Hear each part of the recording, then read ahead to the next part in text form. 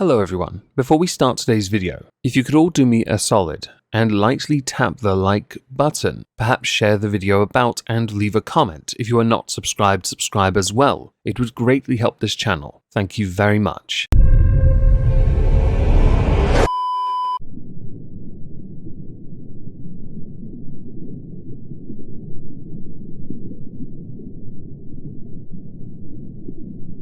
Well, isn't this just fantastic?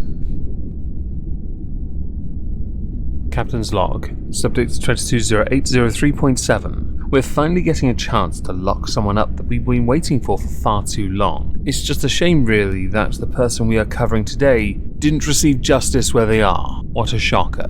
Hello everyone and welcome to the Halls of Injustice. Today we're going to go back in time to cover somebody that I have spoken of before who had at the time not been sentenced for her crimes. A lady from Tomball, Texas. She's from Texas, and she committed a crime that I'm never the fan of. I find these types of criminals to be the types that belong in prison for the rest of their lives. There are no mitigating factors where I'll ever consider it any different. Our inmate's name is Marka Bodine, and I was alerted to her and reminded of her via recent streams on Twitch. These messages reminded me of what she had done, which I'm going to play a clip of before we get to her sentence, which we're going to have a conversation about. We really are. So let us go back in time and talk a bit about who Marka Bodine is, what she did, and why she belongs in prison for the rest of her life. Marka Bodine. I found out about Marka shortly after I had released a video on Candice Barber, where I shielded it on Twitter. Not long after, my dear friend CharmingMan93, YouTuber called Mitch, tweets at me with a retweet. Another one, Meg. The retweet goes to Breaking 911. I am not going to read that one to you yet. Instead, we're going to talk about Marka Bodine. This cell, in fact, is all for you. Yay. I can't wait for you to be found guilty. So the story we are now about to go through took place, as mentioned, in Tomball, Texas, but also happened in 2018. Yes, it does stretch back a while. This story is going to seem eerily familiar to quite a number of Halls of Injustices we have done concerning a certain profession, a certain gender, and certain illegal activities. So in 2018, Marka Bodine started a sexual relationship with a person we are going to call John Doe. This relationship started up over video games, where Marka Bodine would play video games with John Doe online, and it didn't take long before this blossomed and bloomed, which would then include Marka sending very inappropriate pictures and videos of herself to John Doe, which then led to the sexual interactions. There's another word for that,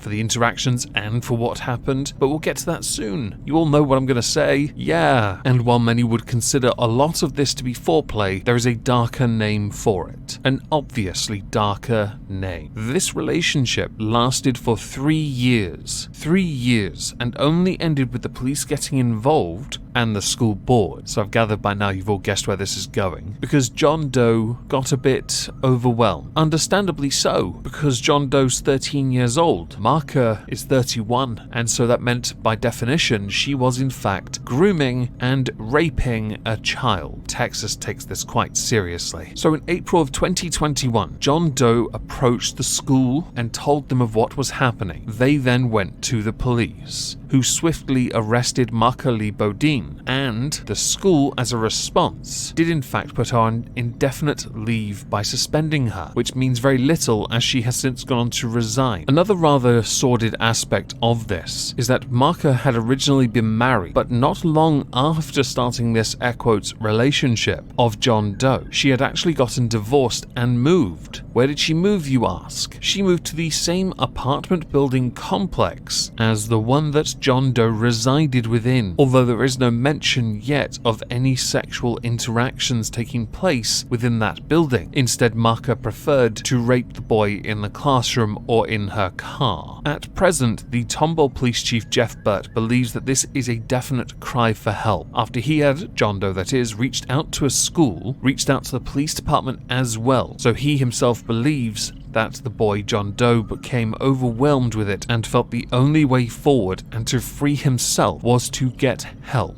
I do not care for this whole teacher taking advantage of a student. It has become so cliche. Within this series, The Halls of Injustice, the vast majority of female perps that are women are teachers who have taken advantage of boys. And in every single one, it always references in all the articles that I have sourced, teacher has sex with minor. Allow me to give you first of all the correct word, or words. Statutory rape. That's what it is. It is also grooming, and while I'm sure many consider it, the criminals especially, a power play, it also looks like somebody who's trying to mother a child and take it too far, which is where I'm sure many will argue, oh, but the mental health of the person involved who committed the crime. Most of the current investigation indicates that it's been about 2.5 to 3 years, and it does appear that this is one of those cases where grooming of the child was involved. In other words, getting the person to feel trusted initially. Marka Bodine actually claimed to the school officials that this former student had harassed her, threatened to hurt her, and was manipulating private pictures of her. She has currently been bailed out on a $100,000 bond and is awaiting trial. There's a little more to this, because the boy also left the school. He is in fact no longer attending any schools within this district. And at such a young age, you can be sure if Marka Bodine is in fact guilty, he will have to get help to get back on his feet so he doesn't live a life that he doesn't deserve, i.e. one of constantly feeling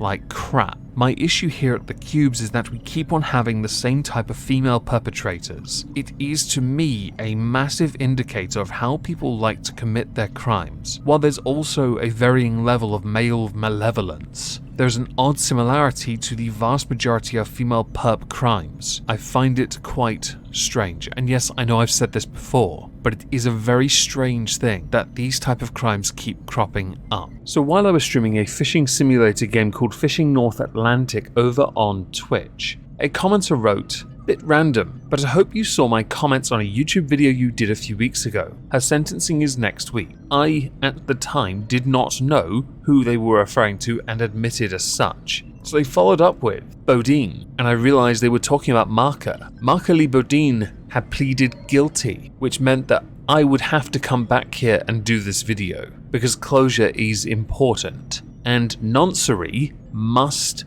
be called out for what it is. I had thought, being in Texas, this would be taken super serial. The same person who wrote in my chat also said sentencing is on the 2nd, but I 100% think she will not get jail time. Her story outside of what's published is absolutely crazy, and the reason why is because Marka Bodine now has mitigating factors that may well aid. When it comes to sentencing female perps, if they have something on the outside that they're considered the caregiver of a child more notably, the sentence is likely to be diminished significantly so that the child does not lose the caregiver. The sentencing gap, everyone, is real, and in this, that mitigating factor never really applies to male perps, because he should have known better.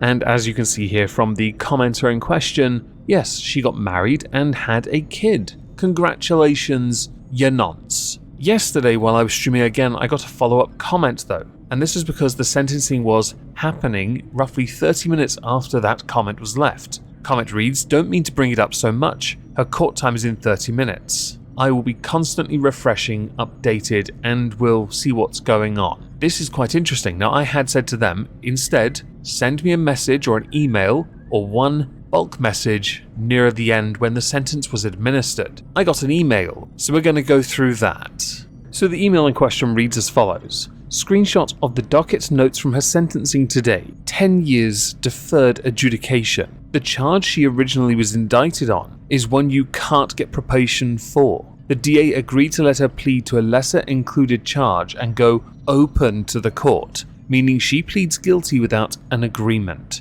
Just let the judge decide. So the DA gives the harder charge on exchange for a guilty plea. They don't have to run the risk of losing the trial, but it does empower the judge to give a probation they could have blocked by law. So she'll be on probation for 10 years. registered sex offender. However, it won't be a final conviction on her record if she completes the probation. Oh, and she gets 60 days in county jail, which she doesn't even have to begin until next year, as you can see in the docket's notes. Which, the image here is the docket's notes. This is not the sentence I would have, well, this one surprised me. The offence, aggravated sexual assault of a child under the age of 14. Are you out of your minds? 10-year probation? No. Registered sex offender for life? Yes. Prison sentence? 10 years. I don't care about defer or plea. Get in your ISO cube, you celibate.